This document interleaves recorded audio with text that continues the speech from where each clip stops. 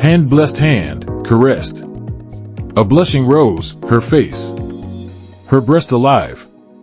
The elfin nose, a diamond set. A kiss upon perfection. Bore a rise of pulse. To coach a sultry moan. Across a mellow breath of wine. He knew, he sensed. And easing loose a clasp of lace. Another sign of her relenting. Wild the play of eyes. A fuller glide of skin. He felt the now begin. Her swell, intention in the sigh. And so to hedge his move upon the cue. The cry of deep anticipation. Waxing all he saw. Though not for us to view. Arrived, emotion raw.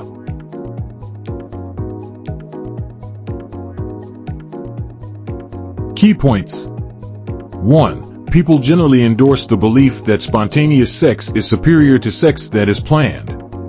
2. But believing that spontaneous sex is better doesn't actually translate to higher sexual satisfaction. 3. People find sex to be similarly satisfying whether it is spontaneous or planned. 4. Both planned and spontaneous sex have unique advantages that may suit different people's needs. Hollywood glamorizes spontaneous sex. In the movies and on TV, we often see flirtatious tension starting to brew just before cutting to a scene of two people ripping each other's clothes off in an elevator, office, bathroom, closet, or wherever else they happen to be. The sex wasn't planned. It just happens. Fast. But is this what sex is typically like in real life? And is spontaneous sex the best kind? Can sex that's planned be just as good, or does it take some of the magic out of it? Let's explore what the science says.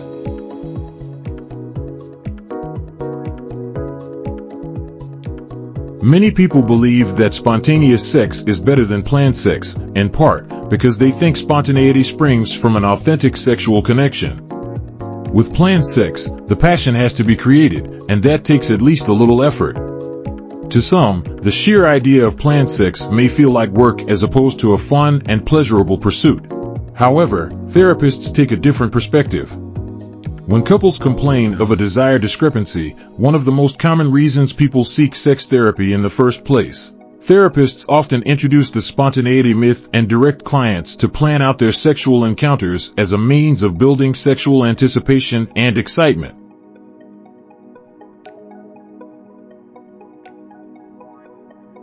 A recent set of studies in the Journal of Sex Research tackled this topic through a two-pronged investigation focused on the associations between spontaneous sex, planned sex, and sexual satisfaction.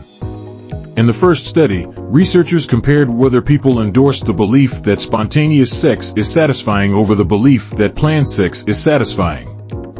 In total, 303 people took part in this study. All participants were in a long-term relationship of some kind and lived with their partner.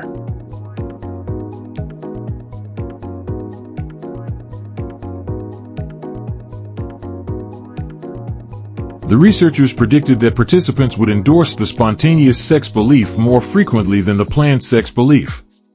This turned out to be the case, showing that the spontaneous sex belief is a normative or conventional attitude when it comes to sexual initiation.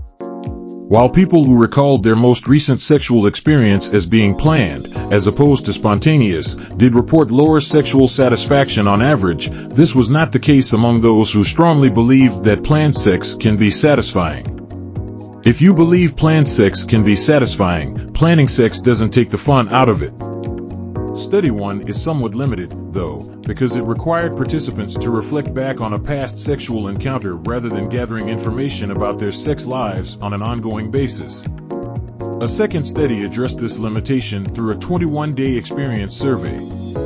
Here, 121 couples reported on their daily sexual activity, whether the sex was spontaneous or planned, and their sexual satisfaction each day. Participants were also asked about their endorsement of the planned versus spontaneous sex belief, as well as their baseline sexual satisfaction.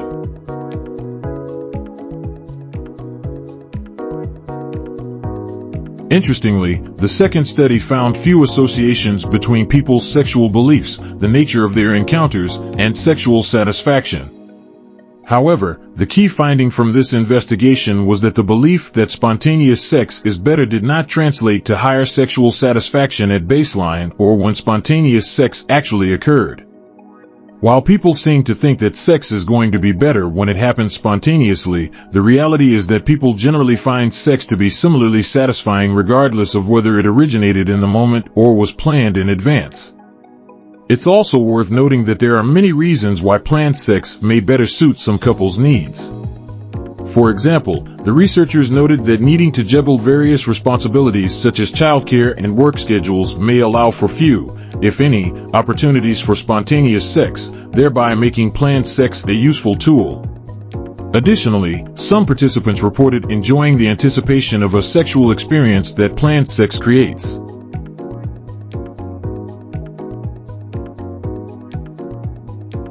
One participant in the study noted that spontaneous sex detracted from satisfaction for them because it did not let me get aroused before penetration. This comment is illuminating because it points to inadequate or insufficient sexual stimulation as a potential barrier to enjoying spontaneous sex.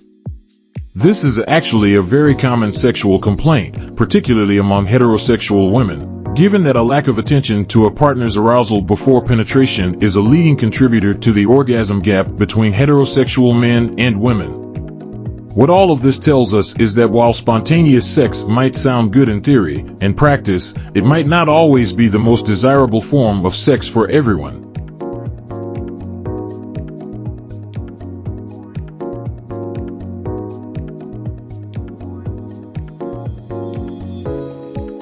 The kiss that was. Have you ever had a kiss that took you on a bliss and left you with shaking knees? The one you'd not dare miss. So intense it made you drift. A fall you'd not care lift. And your lot that is to shift. Seems to budge in a swift. Lose a grip, never a bit. Those lips they seem to fit. And with less than a heartbeat, your souls are apt to meet.